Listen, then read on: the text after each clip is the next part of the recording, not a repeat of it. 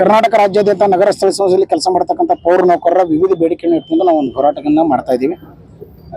ನಮ್ಮ ಹೋರಾಟದ ಭಾಗ ಏನು ಅಂತಂದ್ರೆ, ಕರ್ನಾಟಕ ರಾಜ್ಯಾದ್ಯಂತ ನಗರ ಸ್ಥಳ ಸಂಸ್ಥೆಯಲ್ಲಿ ಕೆಲಸ ಮಾಡತಕ್ಕಂಥ ಪೌರ ನೌಕರನ್ನ ರಾಜ್ಯ ಸರ್ಕಾರ ಮಲತಾಯಿ ಧೋರಣೆಯಿಂದ ಕಾಣ್ತಾ ಇದೆ. ಪಂಚಾಯತ್ ರಾಜ್ಯದಲ್ಲಿ ಕೆಲಸ ಮಾಡತಕ್ಕಂಥ ನೌಕರನ್ನ ಯಾವ ರೀತಿ ರಾಜ್ಯ ಸರ್ಕಾರಿ ನೌಕರ ಅಂತ ಘೋಷಣೆ ಮಾಡಿರ್ತಕ್ಕಂಥ ಸರ್ಕಾರ, ಕರ್ನಾಟಕ ರಾಜ್ಯಾದ್ಯಂತ ನಗರ ಸ್ಥಳ ಸಂಸ್ಥೆಯಲ್ಲಿ ಕೆಲಸ ಮಾಡತಕ್ಕಂಥ ಪೌರ ನೌಕರನ್ನ ಅರೆ ಸರ್ಕಾರಿ ನೌಕರ ಅಂತ ಘೋಷಣೆ ಮಾಡಿದೆ. ಈ ಮಲತಾಯಿ ಧೋರಣೆನ ತೆಗಿಬೇಕು, ನಮ್ಮನ್ನು ಕೂಡ ರಾಜ್ಯ ಸರ್ಕಾರಿ ನೌಕರರಿಂದ ಘೋಷಣೆ ಮಾಡಬೇಕು.